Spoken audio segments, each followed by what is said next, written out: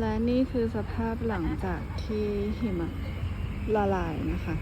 คือตอนนี้มันยังไม่ได้หนาแบบหนาจัดหิมะมันก็ไม่ได้ตกอย่างต่อเนื่องค่ะ มันก็แบบตกกลางคืนเช้าหยุดแล้วมันก็หายไปวันหนึ่งแล้วมันก็มาตกใหม่อะไรเงี้ย มันก็เลยแบบสภาพอย่างที่เห็น ละลายเพราะว่าอากาศมันยังไม่ได้หนาวแบบจัดจนขนาด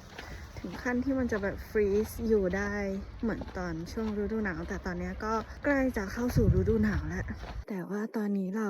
ไปรับมิชากันค่ะนี่หลุยต้องเผื่อเวลามาแบบ5 นาที10 นาทีเพื่อที่จะเดิน